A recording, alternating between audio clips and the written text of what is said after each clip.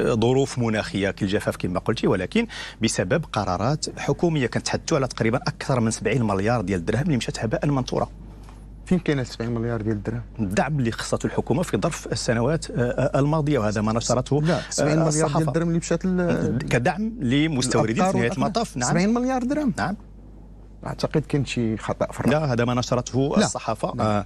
70 مليار ديال الدرهم هذا راه الميزانيه ديال الاستثمار ديال الدوله خلال ديال وزاره الصحه، اعتقد يعني في لا مضاعفه. الاستثمار كله ديال الدوله كله خلال هذا ديال الميزانيه العامه ديال الدوله راه يلاه 70 مليار ديال الدرهم.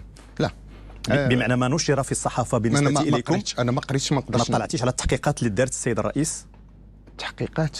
تحقيقات استقصائيه حول يعني الدعم الذي المسؤول يعني في البحث عن المسؤوليه حول الدعم الذي خصصته الحكومه في السنوات الماضيه، والذي في نهايه المطاف يعني ادى الى ما نحن عليه.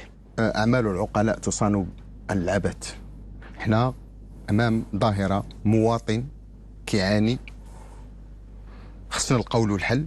فعلا كنحاولوا نلقاو الحلول، لكن نبداو نخرجوا ارقام بدعوى الاستقصاء هو لا علاقة له بالاستقصاء، لا علاقة له بالصحافة، الشروط غير هذا وندير فيه رأي سياسي، هذا أمر آخر. الصحافة اللي كنعرف أنا إلا شفنا لافي ايكونوميك اللي دارت واحد التقرير راه فيه الضوابط وفيه كل شيء، الأمور واضحة. شي اخر ما قريتوش انا، ما بالتالي ما يمكنليش نعلق عليه. بالمناسبه، كيف تنظرون الى تصريحات حليفكم سي نزار بركه الاخيره حول محاربه الفرقشيه؟ واش كتعتبروا انفسكم كحزب معنيين بهذه التصريحات؟ احنا غير معنيين بهذه التصريحات. سي نزار بركه من حقه كوزير ومن حقه كامين عام ديال الحزب باش يصدر اي تعريف، لكن من المسؤول عن تنظيم التجارة الداخلية في المغرب؟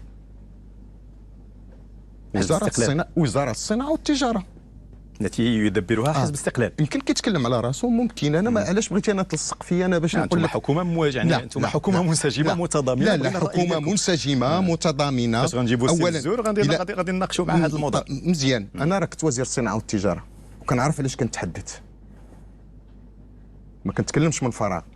اول البدايات ديالي 2002 حتى 2005 كنت وزير الصناعه والتجاره، وكنعرف تنظيم السوق الداخلي كيفاش كيشتغل وكيفاش خصو يشتغل الى غير ذلك. لكن نبقاو كنشتغلوا بنفس المنطق ديال 2000 لما كان البترول كيسوى 8 دولار، في 2026 اللي البترول واصل 135 دولار، بنفس المنطق اعتقد هناك خلل ما.